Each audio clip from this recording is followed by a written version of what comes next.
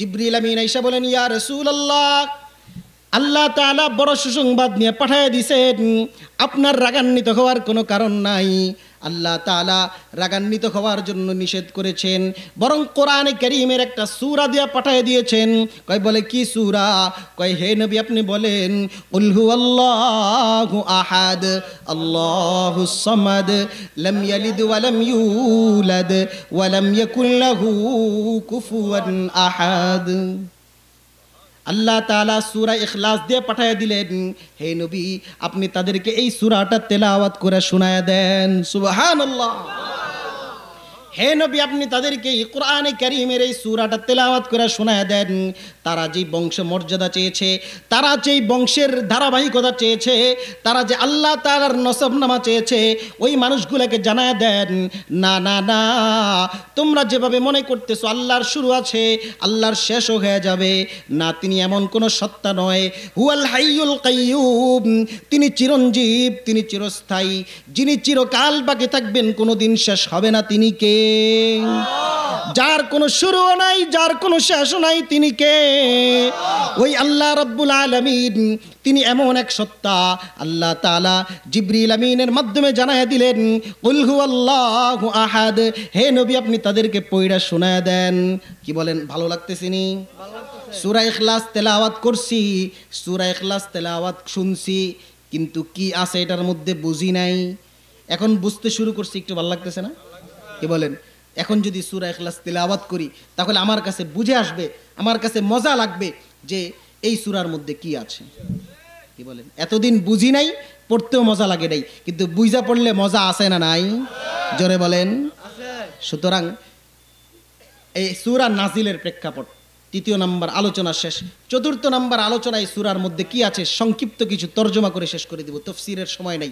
বলতেছেন কুল হুয়াল্লাহু আহাদ, তিনি এমন একক সত্তা যার কোনো দ্বিতীয় নাই। নাই বলতে হতেই পারে না, তিনি ছাড়া, তিনি পুরা কুদরত কায়নাতের মধ্যে আর কোনো কিছুই নাই। আহাদুন লাইসা কামিসলিকা সামাদুন লাইসা কাফাদিলিক, আহাদুন লাইসা কামিসলিকা সামাদুন লাইসা কাফাদিলিক, লিমানিল মুলকু তুতুই সাজাওয়ার খুদাই, লিমানিল মুলকু তুতুই সাজাওয়ার খুদাই। তিনি এমন একক সত্তা, তিনি এমন একক মালিক, এমন এক আধিপত্যের মালিক, এমন এক আধিপত্যের মালিক তিনি, যেই সত্তা এই আধিপত্যের ভিতরে দুনিয়ার কোনো মানুষকে শরীক রাখেন নাই, দুনিয়ার কোনো নবী রসুলকে শরীক রাখেন নাই, আসমানের কোনো ফেরেশতাকেও শরীক রাখেন নাই।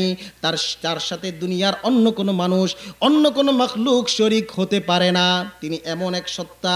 কয় ইয়া রাসূলুল্লাহ, ইয়া রাসূলুল্লাহ, যখন ওই ব্যক্তিকে বললেন, আল্লাহর রাসূল বললেন আল্লাহ তাআলা তো এমন এক সত্তা, কয় তারপরে কি তিনি তার পরিচয় আল্লাহুস সামাদ, তিনি এমন এক অমুখাপেক্ষী সত্তা যার দুনিয়ার সমস্ত মাখলুকগুলা তার পিছনে মুখাপেক্ষী, কিন্তু রব্বুল আলামিন আসমানের পরিচালনার ক্ষেত্রে, জমিনের পরিচালনার ক্ষেত্রে, পুরা কায়নাতের পরিচালনার ক্ষেত্রে, জমিন থেকে শস্য উৎপাদনের ক্ষেত্রে, আসমান থেকে বাড়ি নাজিলের ক্ষেত্রে, বৃষ্টি অবতরণের ক্ষেত্রে দুনিয়ার অন্য কোনো মাখলুকের প্রতি মুখাপেক্ষী নয়। তিনি এমন এক সত্তা আল্লাহুস সামাদ। কয় বুঝলাম তিনি অমুখাপেক্ষী, কিন্তু তিনি আসলেন কোত্থেকে? লাম ইয়ালিদ ওয়া লাম ইউলাদ। পরক্ষণেই আল্লাহ তাআলা ওই প্রশ্নের জবাব দিচ্ছেন, না না না, তিনি আসেন নাই। লাম ইয়ালিদ ওয়া লাম ইউলাদ, তিনি জন্মগ্রহণ করেন নাই, তিনি আবার কাউকে জন্ম দেনও নাই। সুবহানাল্লাহ বলবেন না? লাম ইয়ালিদ ওয়া লাম ইউলাদ, তিনি কাউকে জন্ম দেন নাই, তিনি কাউকে জন্ম দেন নাই, আবার তিনি কারো থেকে জন্মগ্রহণ করেন নাই। সুতরাং জন্মগ্রহণ যেহেতু করেন নাই, তার পিতামাতাও থাকার কোনো প্রশ্ন ওঠে না। বললেন বুঝলাম, তাহলে এত বড় কায়নাত যিনি পরিচালনা করতেছেন, অবশ্যই মনে হয় এই ক্ষমতার ভিতরে হয়তো বা আরও একজন শরীক আছে। কয় না না না, ওয়ালাম ইয়াকুল লাহু কুফুয়ান আহাদ, তার সাথে কোনো সমকক্ষ নাই, তার সাথে কোনো সমকক্ষ সাহায্যকারী নাই। যদি সমকক্ষ থাকতো তাহলে অবশ্যই আসমান জমিন লন্ড বন্ড হয়ে পড়তো। লাউ কানা ফীহিমা আলিহাতুন ইল্লাল্লাহ লাফাসাদাতা, যদি আসমান আর জমিনের মধ্যে দুইজন খোদা থাকতো, যদি আসমান আর জমিনের মধ্যে দুইজন খোদা থাকতো, লাফাসাদাতা, তাহলে আসমান ধ্বংস হয়ে পড়তো, জমিন ধ্বংস হয়ে পড়তো। আসমান তার নিজস্ব জায়গায় বহাল থাকতো না, জমিন তার নিজস্ব জায়গায় বহাল থাকতো না। যেহেতু আসমান তার নিজস্ব জায়গায় বহাল, জমিন তার নিজস্ব জায়গায় বহাল, এটাই প্রমাণ করে রব কয়জন। লাউ কানা ফীহিমা আলিহাতুন ইল্লাল্লাহু লাফাসাদাতা, আসমান আর জমিনের মধ্যে যদি দুইজন খোদা থাকতো, লাফাসাদাতা, তাহলে আসমান জমিন উভয়টাই ধ্বংস হয়ে পড়তো। ধ্বংস হয় না, তার প্রমাণ কি? আল্লাহ কয়জন? সুতরাং ইবাদত করব কার? ইবাদত করব কার? মাথা নত করব কার সামনে? একমাত্র মাথা নত করার মতো সত্তা যদি থেকে থাকেন তিনি কে? দুনিয়ার কোনো বাবার কাছে নয়, দুনিয়ার কোনো মায়ের কাছে নয়, দুনিয়ার কোনো মূর্তির কাছে নয়, দুনিয়ার অন্য কোনো মাখলুকের কাছে কখনো মাথা নত করা যাবে? যদি ওই ব্যক্তি শিরক, যদি কোনো ব্যক্তি যদি দুনিয়ার কোনো মাখলুকের কাছে মাথা নত করে নেয়, তাহলে ওই ব্যক্তি আল্লাহ তাআলার দরবারে মুশরিক হয়ে উঠবে। আর মুশরিকের ব্যাপারে আল্লাহ তাআলা বলেন, দুনিয়ার সমস্ত মানুষ যদি সমস্ত গুনার মধ্যে জর্জরিত থাকে, আর একজন মানুষ যদি কোনো গুনাহ করে নাই, শুধুমাত্র শিরকের গুনার মধ্যে লিপ্ত, ওই বান্দা দুনিয়ার সমস্ত মানুষগুলাকে আল্লাহ তাআলা চাইলে মুহূর্তের মধ্যে মাফ করে দিয়ে তাদেরকে জান্নাতি বানায় দিতে পারেন।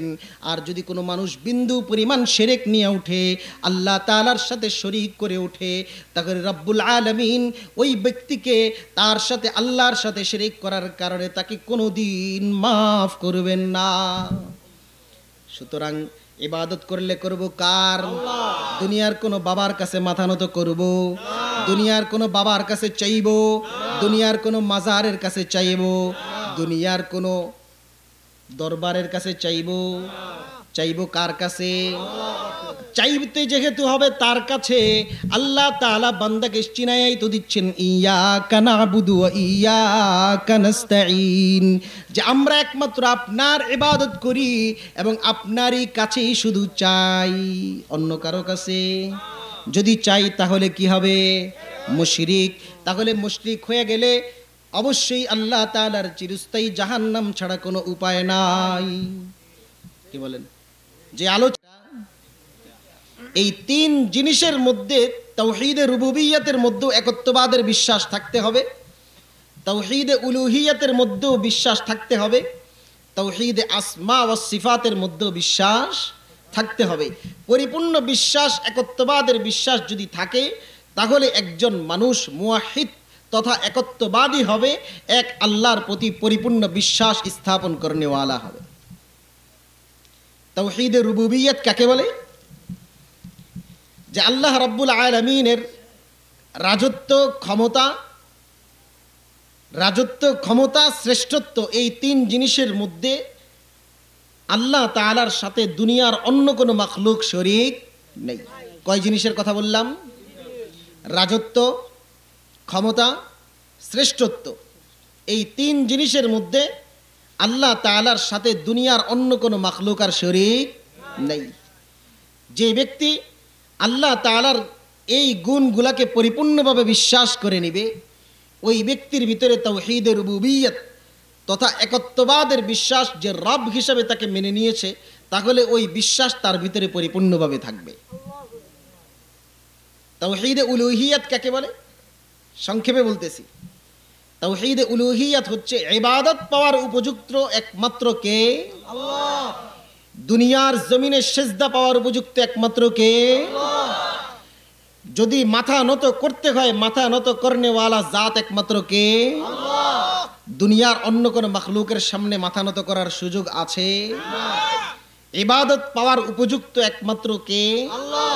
ওই আল্লাহ ছাড়া দুনিয়ার অন্য কোনো মাখলুকের ইবাদত করার সুযোগ আছে? তাহলে ইবাদতের ক্ষেত্রে একমাত্র ইবাদতের উপযুক্ত আল্লাহ তাআলা। ওই বিশ্বাস, ওই একত্ববাদের বিশ্বাস যেই দিলের মধ্যে থাকবে, ওই দিলের ভিতরে তাওহীদে উলুহিয়্যাত পরিপূর্ণভাবে আছে। তাওহীদে আসমা ওয়াস সিফাত কি? তাওহীদে আসমা ওয়াস সিফাত যে আল্লাহ তাআলার জাতি যে সমস্ত নাম আছে, আল্লাহ তাআলার সিফাতি যে সমস্ত নাম আছে। জাতি নাম যেমন আমরা আল্লাহকে কি বলে চিনি? আল্লাহ, এটা আল্লাহ তাআলার জাতি নাম। সিফাতি নাম আল্লাহ তাআলার কিছু গুণবাচক নাম আছে, যেটা আমরা আল্লাহ তাআলার 99 নাম হিসাবে জানি। কথা বলেন, জানেন কি জানেন না?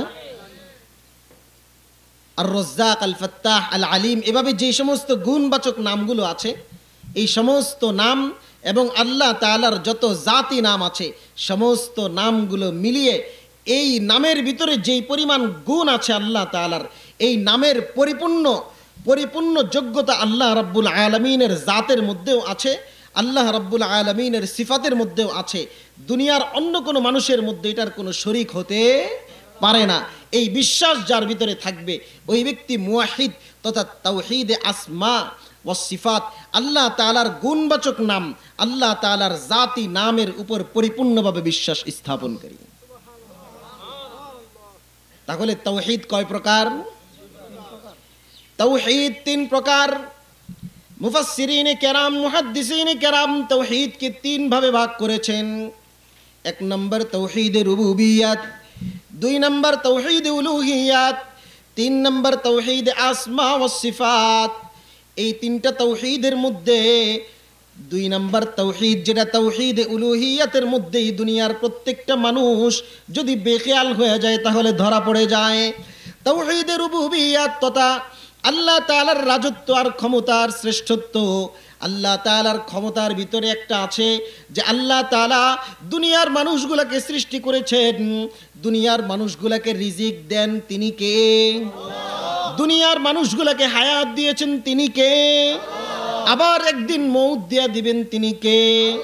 এই সমস্ত গুণ কাফের মুশরিকরাও পর্যন্ত বিশ্বাস করে কি করে না? কাফের মুশরিকরাও বিশ্বাস করে।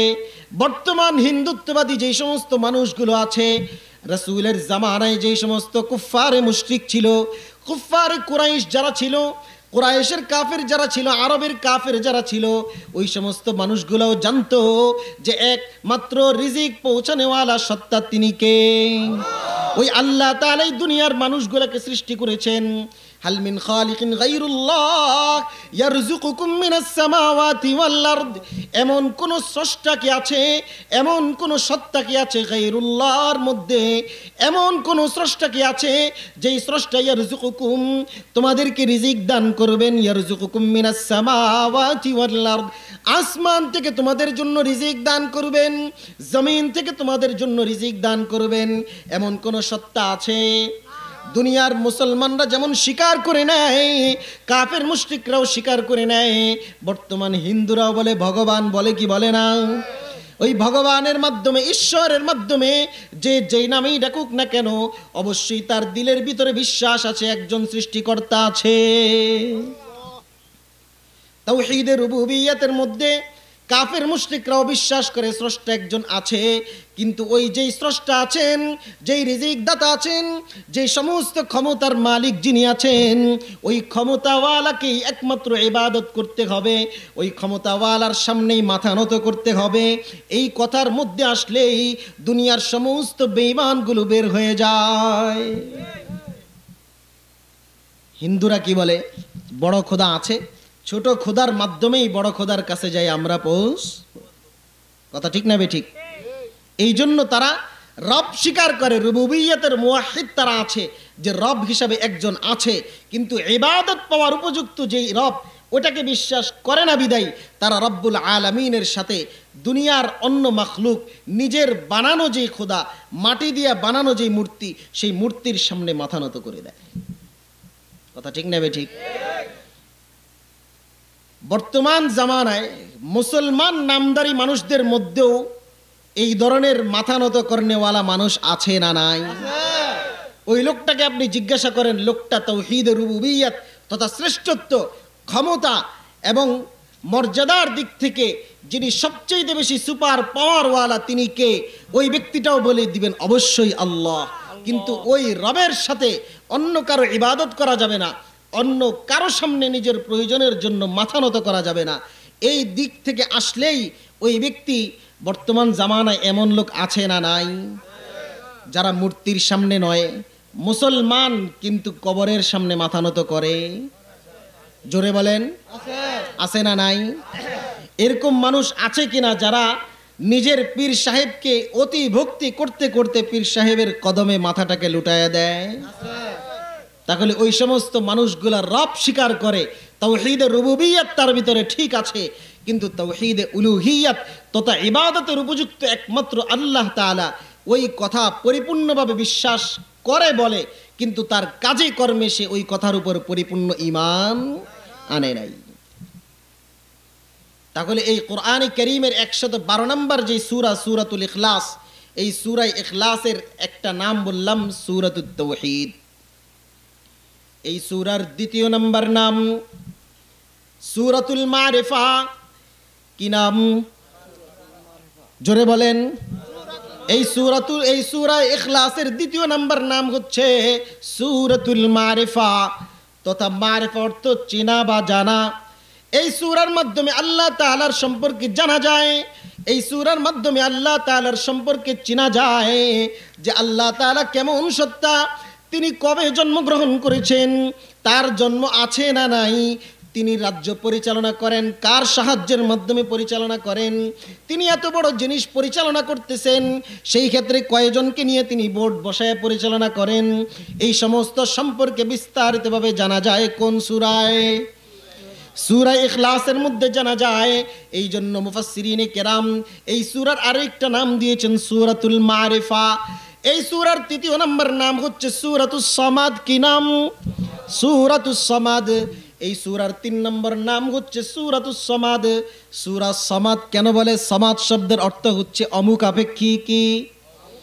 অমুখাপেক্ষী, বেনিয়াজ, যিনি সমস্ত মাখলুক যারা আছে সব কিছু এমন স্রষ্টার কাছে মুখাপেক্ষী, যেই স্রষ্টা দুনিয়ার কোনো মাখলুকের প্রতি বিন্দু পরিমাণ সময়ের জন্য মুখাপেক্ষী নয়। সুবহানাল্লাহ বলবেন না? আপনাদের মনে কষ্ট হইতেছে। তৃতীয় নাম্বার নাম কি বললাম? সূরাতুস সামাদ। যে এমন অমুখাপেক্ষী, এমন এক স্রষ্টা, যদি শুধু বলি অমুখাপেক্ষী তাহলে সমাজ শব্দের পরিপূর্ণ তর্জমা হবে না।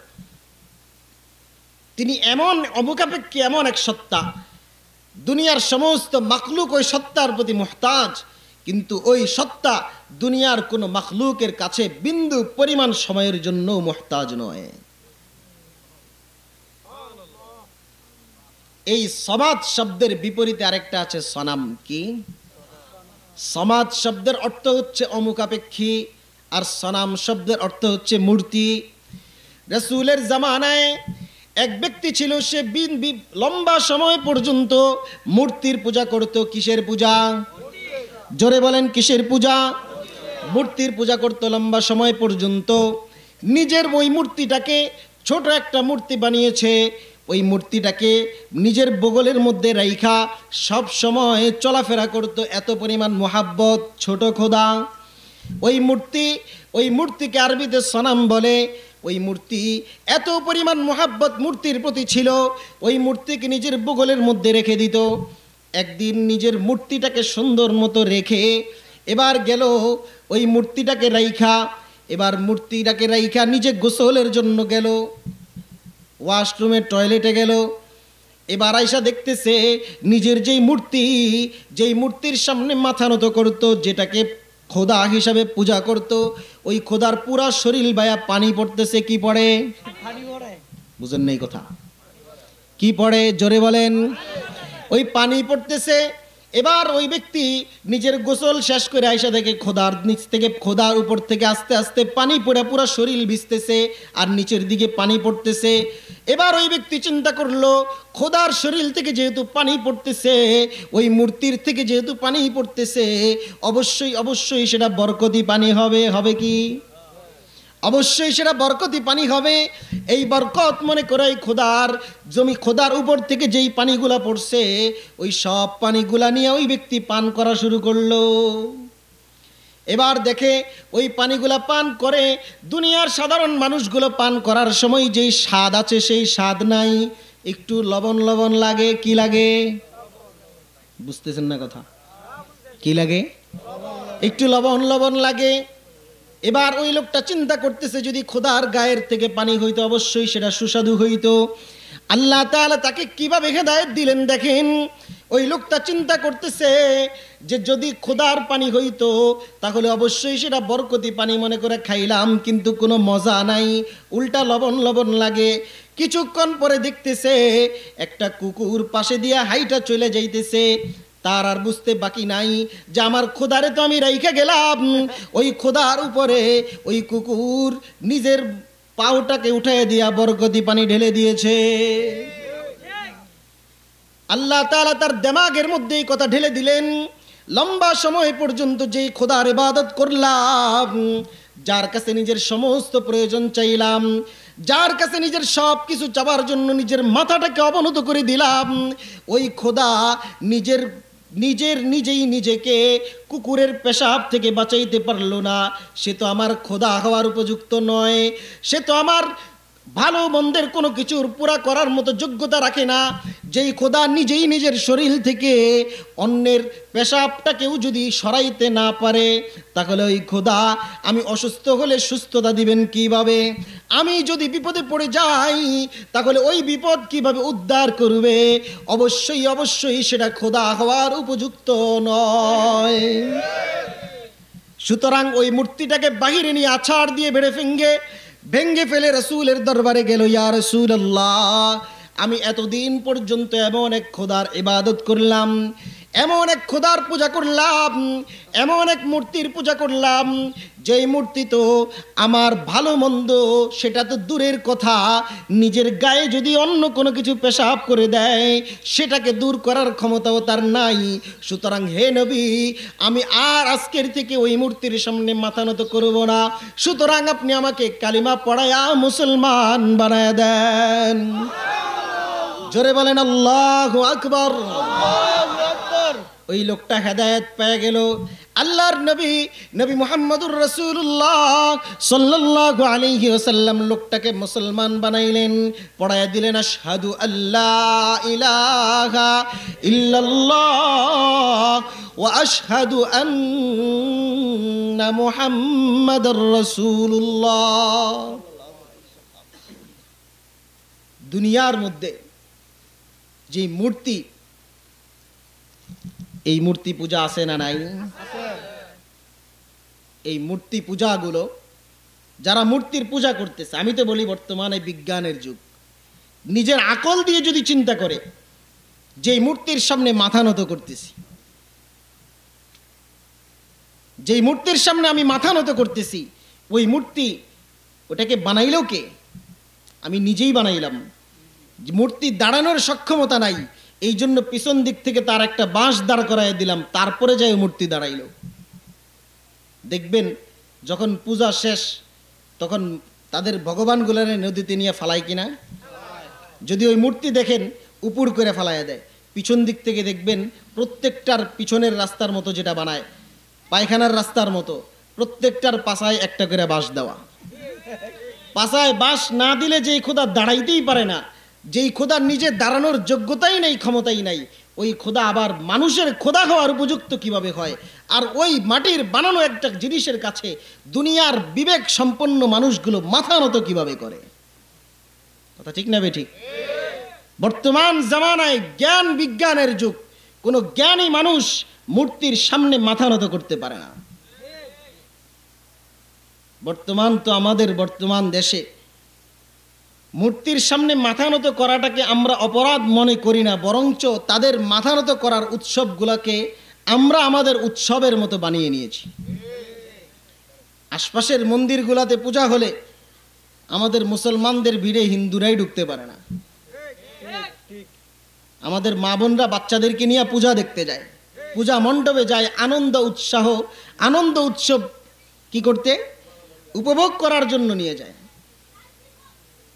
স্পষ্ট কবিরা গুনাহ যে যারা শিরক করতেছে ওই সমস্ত মানুষগুলার সাথে আমি তাদের ওই শিরকের মধ্যে লিপ্ত হচ্ছি, শিরকের আনন্দের মধ্যে লিপ্ত হচ্ছি, কেমন যেন আমি ওই মূর্তি পূজাটাকে সাপোর্ট করছি। এই জন্য মা বোনদেরকেও বলবো যে মূর্তি পূজার মতো এই শিরক নিজেরাও করব না, যারা করতেছে তাদের আশপাশেও কোনোদিন যাব না ইনশাআল্লাহ। সবাই জোরে বলি ইনশাআল্লাহ। বলতেছিলাম তাওহীদ 3 প্রকার। এরপরে বললাম এই সূরার 3য় নাম্বার নাম হচ্ছে সূরাতুস সামাদ। 2 নাম্বার আলোচনা, সূরার সংক্ষিপ্ত পরিচয় দিলাম। 2 নাম্বার আলোচনা এই সূরা তেলাওয়াতের ফজিলত কি। আল্লাহর নবী মুহাম্মদুর রাসূলুল্লাহ সাল্লাল্লাহু আলাইহি ওয়াসাল্লাম হাদিসের মধ্যে ইরশাদ করেন, যে ব্যক্তি এই সূরা একবার তেলাওয়াত করলো ওই ব্যক্তি কোরআন কারীমের 3 ভাগের 1 ভাগ তেলাওয়াত করার সমপরিমাণ সওয়াব পাওয়া গেল। সুবহানাল্লাহ। সুলুসুল কোরআন, কোরআন কারীম একবার তেলাওয়াত করলে পুরা কোরআন একবার যদি কোনো ব্যক্তি খতম করে, এই সূরা যদি একবার তেলাওয়াত করে ওই কোরআনের 3 ভাগের 1 ভাগ তেলাওয়াত করার সমপরিমাণ সওয়াব তার আমলনামায় লিখে দেওয়া হয়। বলেন তো 30 পারা কোরআন 3 ভাগ করলে 3 দশে 30, 10 পারা করে। আল্লাহর হাবিব বলেন কোন বান্দা যদি, কোন উম্মত যদি একবার সূরা ইখলাস তেলাওয়াত করে তাহলে ওই বান্দার আমল নামার মধ্যে আল্লাহ তাআলা 3 ভাগের 1 ভাগের সমপরিমাণ সওয়াব দিয়ে দেয়। মুফাসসিরিনে কেরাম এর কারণ হিসেবে উল্লেখ করেছেন যে এই সূরা এত বরকতময় সূরা, এই সূরার মধ্যে আল্লাহ তাআলা কোরআনে কারীমের যেই মৌলিকভাবে 3টা বিষয় আলোচনা করেছেন, কোরআনের মধ্যে মৌলিকভাবে কয়টা বিষয় আলোচনা করেছেন যদি বলি পুরা কোরআনের মধ্যে আল্লাহ তাআলা কি বিষয় আলোচনা করেছেন তাহলে সংক্ষেপে বলবো, কোরআনের মধ্যে একটা বিষয় আলোচনা করেছেন তাওহীদ, 2 নাম্বার বিষয় আলোচনা করেছেন রিসালাত, 3 নাম্বার বিষয় আলোচনা করেছেন পরকাল তথা আখিরাত সম্পর্কে। আর এই কোরআনের মধ্যে যদি মৌলিকভাবে 3টা বিষয় আলোচনা করে তাহলে তাওহীদ হচ্ছে একটা বিষয়, আর তাওহীদ সম্পর্কে পূর্ণাঙ্গ একটা সূরা হচ্ছে সূরাতুল ইখলাস। সুতরাং কোনো বান্দা যদি কোরআনের 3 ভাগের 1 ভাগের আলোচনার যেই সূরা, ওই সূরা যদি তেলাওয়াত করে, একবার তেলাওয়াত করলো তো বান্দার আমলনামায় কোরআনের 3 ভাগের 1 ভাগ তেলাওয়াতের সওয়াব, 2 বার তেলাওয়াত করলো তো 20 পারা তেলাওয়াতের সওয়াব, 3 বার তেলাওয়াত করলো আল্লাহর হাবিব বলেন ওই বান্দার আমলনামায় আল্লাহ তাআলা পুরা কোরআন শরীফ খতম করার সওয়াব দিয়ে দেয়। সুবহানাল্লাহ। কি বলে আল্লাহর হাবিব মুহাম্মদুর রাসূলুল্লাহ সাল্লাল্লাহু আলাইহি ওয়াসাল্লাম এই জাতীয় ফজিলত যখন বলতেছিলেন, অসংখ্য ফজিলত হাদিসের মধ্যে আছে, এই ফজিলত যখন বলতেছিলেন আল্লাহর নবীর সাহাবী একজন দাঁড়ায় বললেন, ইয়া রাসূলুল্লাহ আমি যদি এই সূরাকে আরো বেশি পড়তে থাকি তাহলে ইয়া রাসূলুল্লাহ কি সওয়াব মিলবে? কয় যদি তুমি বেশি করে তেলাওয়াত করো, যত তেলাওয়াত করবা তত সওয়াব তোমার রব তোমাকে দিতে থাকবেন। কি বলেন, এই ফজিলতের দরকার আছে না নাই? তাহলে আজকের থেকে তেলাওয়াত করতে পারবো তো বেশি বেশি ইনশাআল্লাহ। নিজেরা তেলাওয়াত করব, যারা পারি না তারা সহিশুদ্ধভাবে শিক্ষা গ্রহণ করার জন্য চেষ্টা করব তো ইনশাআল্লাহ। অসংখ্য অগণিত ফজিলতের ব্যাপারে হাদিস আছে। কোরআনে কারীমের এই ছোট্ট সূরা কত বড় মহৎ এক সূরা, কি বিশাল ফজিলতওয়ালা এক সূরা। মসজিদে কুবার মধ্যে আল্লাহ রাসূলের এক সাহাবীকে আল্লাহ রাসূল ইমামতির জন্য পাঠাইলেন। তো এই সাহাবী নামাজের প্রত্যেক রাকাতেই সূরা ইখলাস পড়ে। আচ্ছা বলেন তো আপনাদের মহল্লায় যদি কোন ইমাম সাহেব সব রাকাতে সূরা ইখলাস পড়ে, কুল হুয়াল্লাহ যেটাকে বলি আমরা, তাহলে ওই ইমাম সাহেবের চাকরি থাকবে? ইমামতি থাকবে? বলবেন হুজুর আপনি প্রতি রাকাতে কি এক সূরা পড়েন, প্রতিদিন না প্রতি রাকাতে কি এক সূরা পড়েন, আপনার অন্য কোনো সূরা পারেন না মনে হয়, তাহলে যান আপনার পিছনে আমরা আর নামাজ পড়বো না। বলবেন কি বলবেন না? মনে হয় যে 2500-এর মানুষ একদম ফেরেশতা। কি বলেন, বলবেন কি বলবেন না যে হুজুর ইমামতির দরকার নেই আপনি জানগা? কিন্তু আল্লাহর নবীর সাহাবী মসজিদে কুবার ইমামতির জন্য আল্লাহর নবী নিজে পাঠাইছেন। সাহাবাই কেরাম আশপাশের মানুষ যায় আর রাসূলকে বললেন, ইয়া রাসূলুল্লাহ কি ইমাম দিলেন, সব সময় খালি সূরা ইখলাস তেলাওয়াত করে। যে সরকার কায়নাত যিনি ইমাম দিয়েছেন ওই ইমামকে বাদ দেওয়ার ক্ষমতা দুনিয়ার কোনো মানুষের আছে? সুতরাং বাদ দিতে পারবে না। ওই ইমামের দিকে চোখ রাঙিয়ে কথা বলার কোনো দুঃসাহস নাই। যায়া বলছেন, ইয়া রাসূলুল্লাহ, কি ইমাম দিলেন শুধু সূরা ইখলাস তেলাওয়াত করে? কয় ডাকো ওনাকে। ডাকা হয়েছে, বলতেছেন তুমি বলে প্রত্যেক রাকাতেই সূরা ইখলাস করো? কয় হ্যাঁ, প্রত্যেক রাকাতেই পড়ি। কয় কেন পড়ো? কয় ইয়া রাসূলুল্লাহ, এই সূরার মধ্যে আল্লাহ তাআলা তাওহীদ সম্পর্কে আলোচনা করেছেন, যত বেশি পড়ি তত আমার কাছে তত মজা লাগে, এই জন্য নামাজের প্রত্যেকটা রাকাতে আমি এই সূরা পড়তে থাকি। আল্লাহর নবী বললেন, যাও যাও যাও, তোমার ইমামতি বহাল আছে, তুমি নামাজের প্রত্যেক রাকাতেই সূরা ইখলাস পড়ো। কিন্তু কেন পড়ো? কয় ইয়া রাসূলুল্লাহ, আমি আল্লাহ তাআলাকে মুহাব্বত করি, এই জন্য পড়ি। কয় যাও, আল্লাহ তাআলার এই মুহাব্বত কাল কিয়ামতের ময়দানে তোমাকে জান্নাতে পৌঁছায়া দিবে। এমন জান্নাতের দরকার আছে না নাই? হাত তুলে আল্লাহকে দেখাই দিয়ে বলি আল্লাহু আকবার, আল্লাহু আকবার। এমন জান্নাতের দরকার আছে না নাই? দুনিয়ার মানুষগুলো যদি এই সূরা ইখলাসের মর্তবা বুঝতো, সূরা ইখলাসের মর্যাদা বুঝতো, তাহলে আল্লাহ তাআলার এই সূরাকে, এই কালামকে, সূরা ইখলাসকে এত পরিমাণ তেলাওয়াত করত, বান্দা অবসরে অবহেলায় কোনো সময় নষ্ট করত না। শুধু সূরা ইখলাসের তেলাওয়াত করে ওই বান্দা শুধু নিজের আমলনামা ভারী করতে থাকতো। কি বলেন, বেশি বেশি সূরা ইখলাস পড়বো তো ইনশাআল্লাহ। তৃতীয় নম্বর আলোচনা, সূরা ইখলাসের শানে নুজুল কি, প্রেক্ষাপট কি, কোন কারণে আল্লাহ তাআলা সূরা ইখলাস নাজিল করলেন।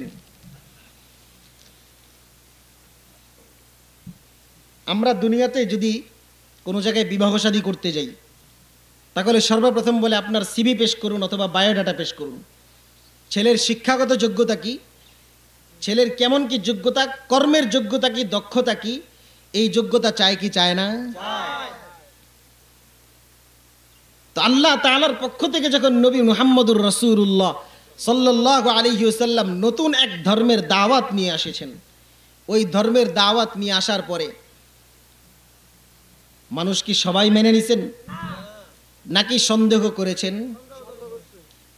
শুধু সন্দেহ নয়, ওই মানুষগুলো হকের আওয়াজকে নিভিয়ে দেওয়ার জন্য, হককে ওই সময় দুনিয়ার থেকে মিটিয়ে দেওয়ার জন্য যত রকমের ষড়যন্ত্র করেছিল, সমস্ত ষড়যন্ত্র তারা করতে বাধ্য হয়েছে দুনিয়ার জমিন থেকে ওই দিনকে মিটিয়ে দেওয়ার জন্য। কিন্তু খোদার কসম, যেই পরিমাণ ষড়যন্ত্র, তারা পাহাড় সম পরিমাণ ষড়যন্ত্র নিয়ে এসেছে, আল্লাহ রাব্বুল আলামিনের কাছে ওই পাহাড় সম পরিমাণ ষড়যন্ত্র বিন্দু পরিমাণ মুহূর্তের জন্য শেষ করে দেওয়া অসম্ভব নয়। আবু জাহেল যেই পরিমাণ ষড়যন্ত্র করেছিল উতবা সাইবা রাসূলকে দুনিয়ার থেকে শেষ করে দেওয়ার জন্য, ইসলাম ধর্মকে দুনিয়ার থেকে মিটিয়ে দেওয়ার জন্য যেই পরিমাণ ষড়যন্ত্র তারা করেছিল, ওই সমস্ত ষড়যন্ত্র আল্লাহ তাআলা সফল হতে দেয় নাই।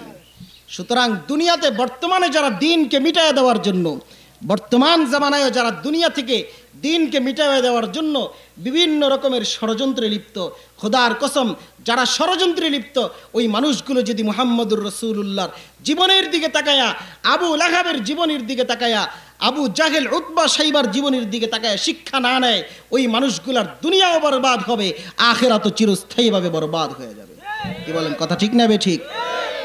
এই জন্য যারা ইসলামকে মিটিয়ে দেওয়ার জন্য, দিনকে মিটিয়ে দেওয়ার জন্য, কোরআন হাদিসকে মিটিয়ে দেওয়ার জন্য বিভিন্ন রকমের ষড়যন্ত্র আর পায়তারা করতেছে, ওই মানুষগুলার উদ্দেশ্য লক্ষ্য করে বলতে চাই, দুনিয়ার জমিনে ফেরাউন কম ক্ষমতার অধিকারী ছিল না, নমরুদ কম ক্ষমতার অধিকারী ছিল না।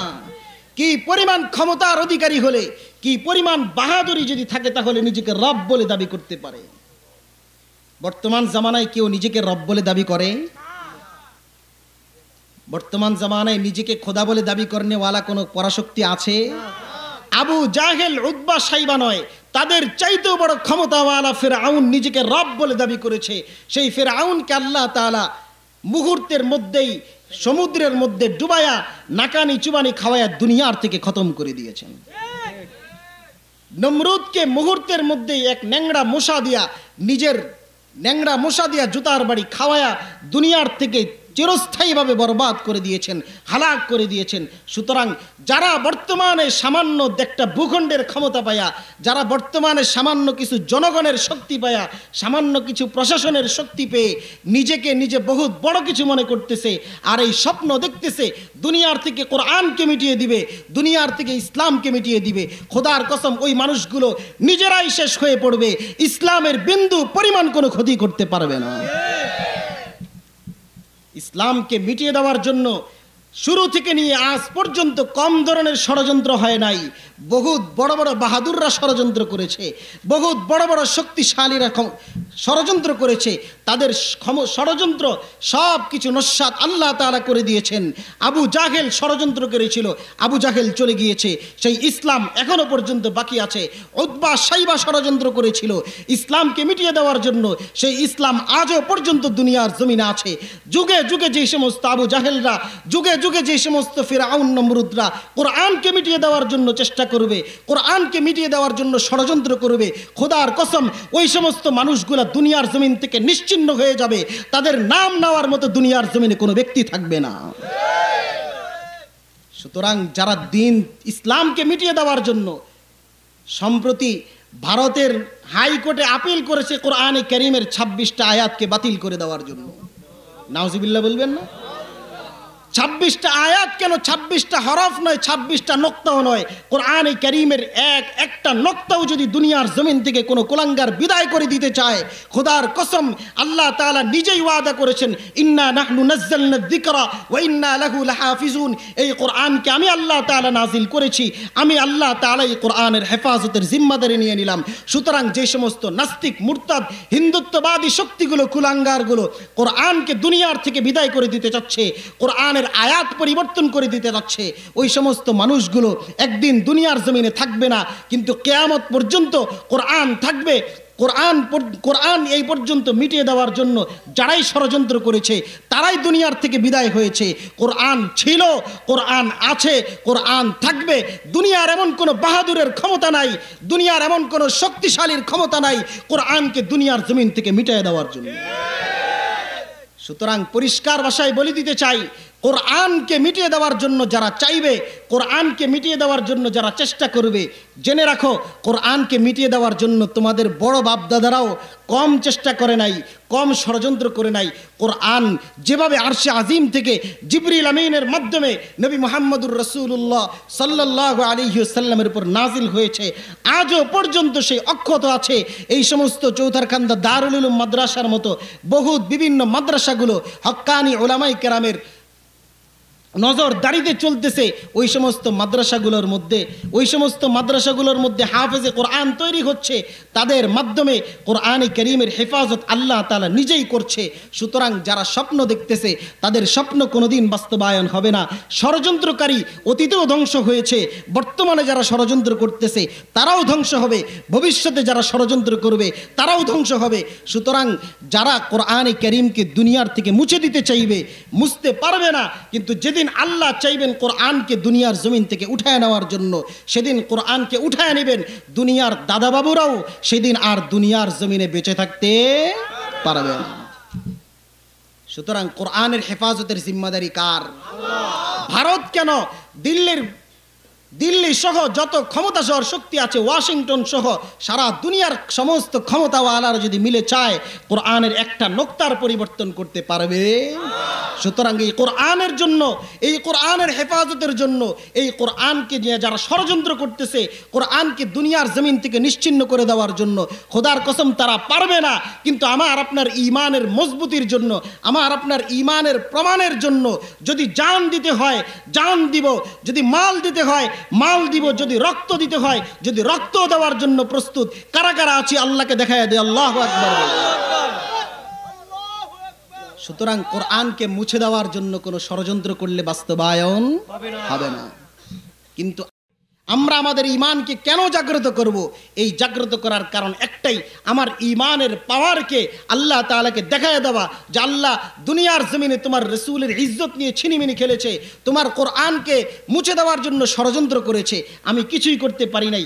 আমার ঈমানের মজবুতির জন্য, আমি ঈমানদার হিসাবে প্রমাণ দেওয়ার জন্য আমি আমার জায়গা থেকে প্রতিবাদ করেছিলাম। সুতরাং কোরআনের হেফাজত করবেন কে? এই কোরআন নাজিল হওয়ার, সূরা ইখলাস নাজিল হওয়ার প্রেক্ষাপট আলোচনা করতেছিলাম। বলতেছিলাম আল্লাহ কয়জন, আল্লাহ কিভাবে আসছে। দুনিয়ার মানুষ বিবাহ শাদী করতে গেলে সিবি চায় কি চায় না? এভাবে আল্লাহ তাআলা যেহেতু নতুন এক ধর্ম দিয়ে নবী মুহাম্মদুর রাসূলুল্লাহ সাল্লাল্লাহু আলাইহি ওয়াসাল্লামকে পাঠাইলেন, এবার কাফের মুশরিকরা বলতেছেন, হে নবী, তুমি যে কোরআন নিয়ে আসছো, যে রবের পক্ষ থেকে নিয়ে আসছো, তোমার রবের বংশ পরিচয়টা বলো তো একটু। তোমার রবের বংশ কি? বাইয়িন লানা নাসাবা রব্বিক, তোমার রবের বংশ পরিচয় বর্ণনা করো।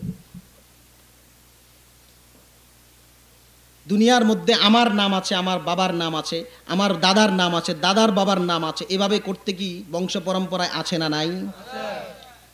বলেন তো, যার বাবাই নাই, যিনি কোনো পিতা থেকে জন্মগ্রহণ করেন নাই, যিনি কোনো সন্তান জন্ম দেনও নাই, তার কি বংশ পরিক্রমের দরকার আছে?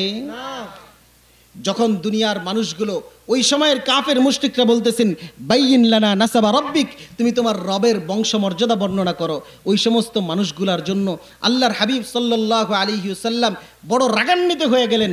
আল্লাহ তাআলা জিবরিল আমিনকে পাঠিয়ে দিলেন, বললেন, জিবরিল যাও, আমার বন্ধুকে রাগান্বিত হতে না বলো, আমার বন্ধু যাতে রাগান্বিত না হয়, আমার বন্ধুকে জানায়া দাও আমি রব এমন এক সত্তা, আমি এমন একক এক সত্তা যার কোনো দ্বিতীয় নাই, আমি রব এমন এক অমুখাপেক্ষী সত্তা যিনি কারো কাছে মুখাপেক্ষী হতে হয় না, আমি রব এমন এক সত্তা যিনি জন্মগ্রহণ করেন নাই, কোনো সন্তান জন্ম দেন নাই, আমি এমন এক সত্তা যেই সত্তার কোনো সমকক্ষও নাই। জিবরিল আমিন আইসা আল্লাহ রাসূলকে বলে দিলেন, ইয়া রাসূলুল্লাহ, রাগান্বিত হওয়ার কারণ নাই, চিন্তার কোনো কারণ নাই, রব আপনার জন্য সুসংবাদ পাঠাইয়া দিয়েছেন। কি সুসংবাদ?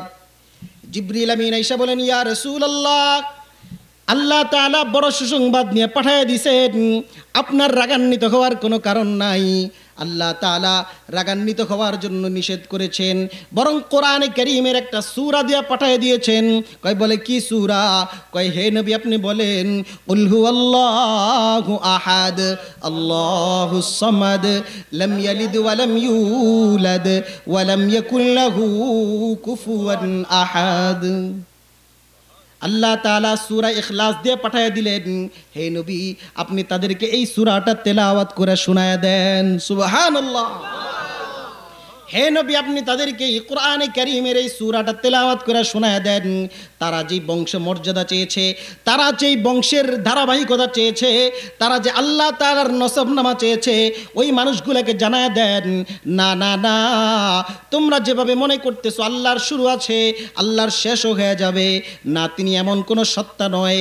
হুয়াল হাইয়ুল কাইয়ুম, তিনি চিরঞ্জীব, তিনি চিরস্থায়ী, যিনি চিরকাল বাকি থাকবেন, কোনোদিন শেষ হবে না, তিনি কে?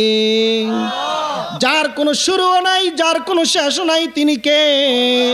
ওই আল্লাহ রাব্বুল আলামিন, তিনি এমন এক সত্তা। আল্লাহ তাআলা জিবরিল আমিনের মাধ্যমে জানায়া দিলেন, কুল হুয়াল্লাহু আহাদ, হে নবী আপনি তাদেরকে পড়া শোনায়া দেন। কি বলেন? ভালো লাগতেছে নি? সূরা ইখলাস তেলাওয়াত করছি, সূরা ইখলাস তেলাওয়াত শুনছি, কিন্তু কি আছে এটার মধ্যে বুঝি নাই। এখন বুঝতে শুরু করছি, একটু ভালো লাগতেছে না? কি বলেন?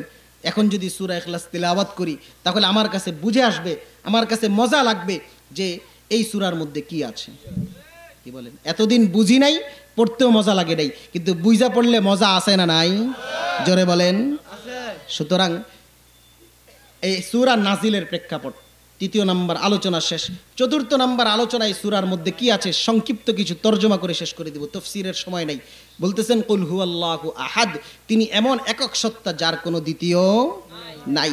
নাই বলতে হতেই পারে না, তিনি ছাড়া, তিনি পুরা কুদরত কায়নাতের মধ্যে আর কোনো কিছুই নাই। আহাদুন লাইসা কামিসলিকা সামাদুন লাইসা কাফাদিলিক, আহাদুন লাইসা কামিসলিকা সামাদুন লাইসা কাফাদিলিক, লিমানিল মুলকু তুই সাজাওয়ার খুদাই, লিমানিল মুলকু তুই সাজাওয়ার খুদাই। তিনি এমন একক সত্তা, তিনি এমন একক মালিক, এমন এক আধিপত্যের মালিক, এমন এক আধিপত্যের মালিক তিনি, যেই সত্তা এই আধিপত্যের ভিতরে দুনিয়ার কোনো মানুষকে শরীক রাখেন নাই, দুনিয়ার কোনো নবী রসুলকে শরীক রাখেন নাই, আসমানের কোনো ফেরেশতাকেও শরীক রাখেন নাই। তার সাথে দুনিয়ার অন্য কোনো মানুষ, অন্য কোনো মখলুক শরীক হতে পারে না। তিনি এমন এক সত্তা। কয় ইয়া রাসূলুল্লাহ, ইয়া রাসূলুল্লাহ।